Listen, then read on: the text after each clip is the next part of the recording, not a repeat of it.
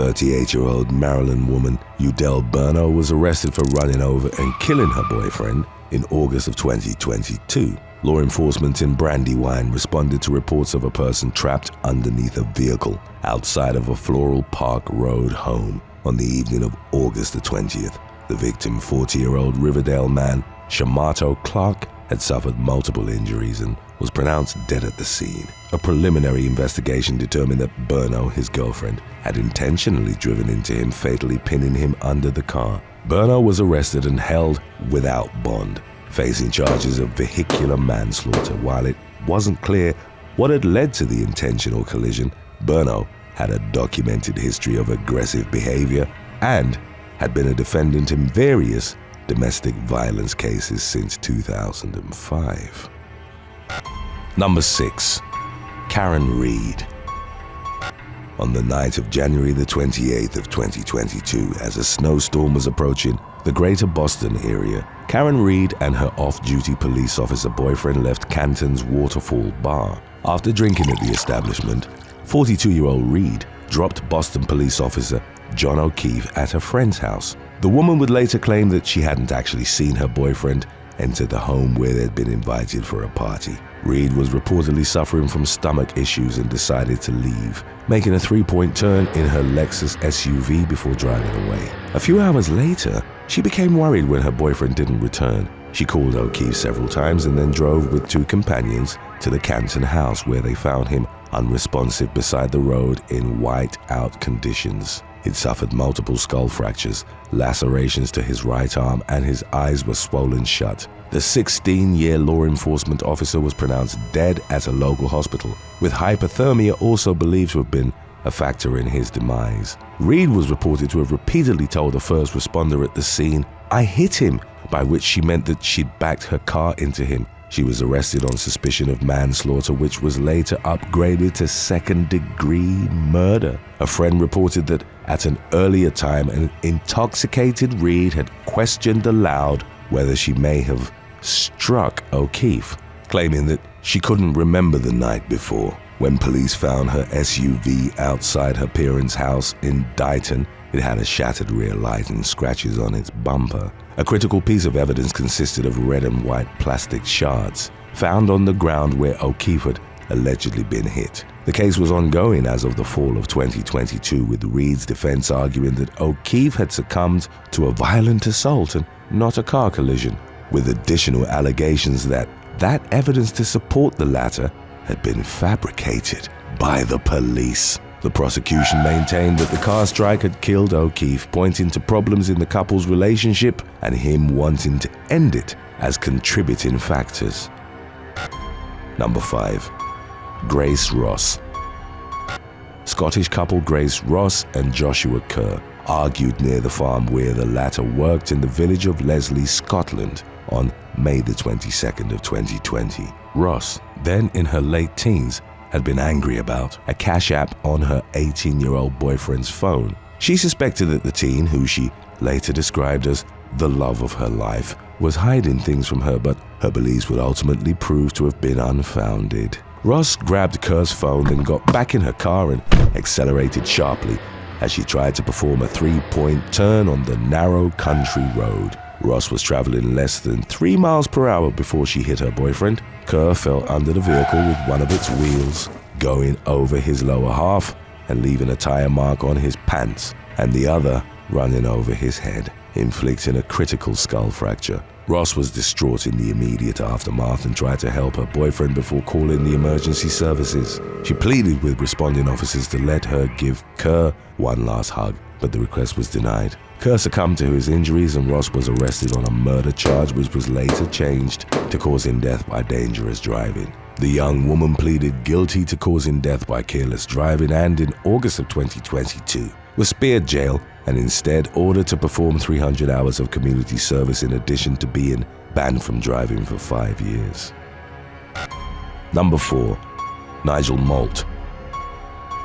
On January the 23rd of 2022, Lauren Malt and her boyfriend were involved in a deadly argument with the former's estranged father at her home in the village of West Winch, England. 44-year-old Nigel Malt who was reported to have been inebriated at the time, had initially breached bail conditions by driving to the shop where Lauren's mother, Karen, worked. The latter had reported him to the police in April of the previous year for assaulting her, and he'd been living at another address at the time, with his conditional release stipulating that he couldn't contact his wife nor visit her workplace and home. While at the shop, Nigel repeatedly called 19-year-old Lauren with the apparent intention of forcing his way into the Leet Way house where she lived with Karen and her younger siblings. Lauren eventually answered, and Nigel drove to the address where, upon his arrival, a confrontation ensued involving Lauren's boyfriend, Arthur Marnell. Nigel tried to attack him with a crowbar and became enraged when his daughter intervened and told him to go home. Marnell escaped the attack unharmed, and Nigel started speeding off in his black Mercedes. He then suddenly backed up the vehicle, struck Lauren, and drove over her. Nigel briefly stopped before driving forward and running his daughter over again, causing further crushing injuries to her head, torso, arms, and legs. Nigel exited the Mercedes, grabbed Lauren, and placed her in the passenger's side footwell. Several residents witnessed the incident, one of whom recorded him saying, "Don't call the police." Nigel called Karen to say that her daughter was dead and that he was bringing her over to her workplace. CCTV footage from the shop would show Karen trying to comfort Lauren before Nigel drove her to a hospital in Kings Lynn where she was pronounced dead. During the trial that followed, Nigel's defense would try to argue that in his alcohol-induced rage, he hadn't seen his daughter while reversing his car. He denied murder but was ultimately found guilty and jailed for a minimum of 18 years in September of 2022. Number 3. Vincent Jean.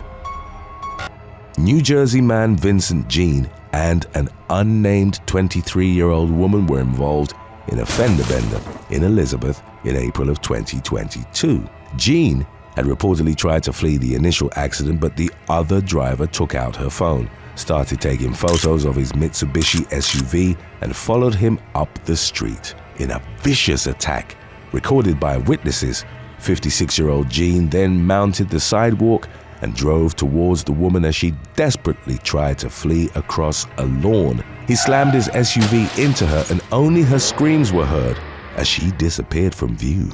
After mowing her down, Jean continued to drive on the lawn with her underneath. As he reversed his vehicle, the woman reappeared lying motionless on the grass. Jean then revved his engine as onlookers, including the man recording the video, shouted for him to stop. He drove over the victim again before fleeing the scene. The woman was helped by other residents prior to being rushed to the hospital in critical condition, with injuries that included a broken spine and a severed liver. Remarkably, she survived her ordeal. Jean was arrested later in the day and charged with first-degree attempted murder and third-degree assault by auto. There was some speculation that his mental health might have been affected at the time of the vehicular rampage. The Daily Mail reported that based on his social media posts, Jean harbored an obsession for the video game Grand Theft Auto, the gameplay mechanics of which allowed players to run people over.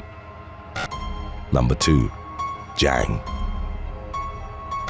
In the summer of 2022, a harrowing clip emerged on Chinese social media of a man killing his girlfriend by repeatedly running her over in Tangshan, Hebei province. The incident occurred across from a swimming pool where the driver, only identified by his surname as Jiang, was part of the staff. The man drove a white SUV into his girlfriend, whose last name was reported as Wang by local media. Bystanders attempted to intervene and move the woman to safety, but their attempts were unsuccessful. Jiang maneuvered the vehicle towards the onlookers and proceeded to repeatedly run Wang over while she was on the ground until she was dead. Jiang drove off but was captured by the police a few hours after the brutal killing. Footage of the incident went viral on Weibo, sparking outrage and reigniting debates over the authorities' efforts towards preventing violence against women.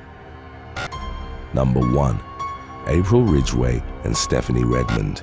2 South Carolina women were arrested in May of 2015 after getting into a fight at the Sokosti Elementary School in Horry County. 34-year-old Stephanie Redmond had reportedly shouted at April Ridgway, aged 29, to slow down as she was driving towards a crosswalk.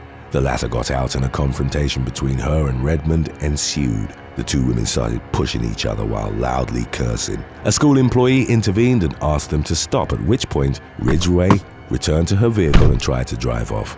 Redmond then stepped in front of her vehicle and blocked the younger woman's path. Ridgway tried to maneuver around her several times, but ultimately ran over her foot. Redmond, who refused medical help, was transported to a hospital as a precaution and later discharged. Both women were arrested and taken to J. Reuben Long Detention Center, but a judge subsequently found no indication of malicious intent on Ridgway's part, and thus no probable cause to charge her, as it was Redmond who'd intentionally placed herself in harm's way. The latter, whose mugshot showed her with teary eyes, reportedly had a history of being confrontational with school staff. She was charged with disturbing schools and issued a no trespass warning from the principal. Thanks for watching. Would you trade your current car for the latest Lamborghini if there was a 20% chance its brakes would fail? Let us know in the comments section below.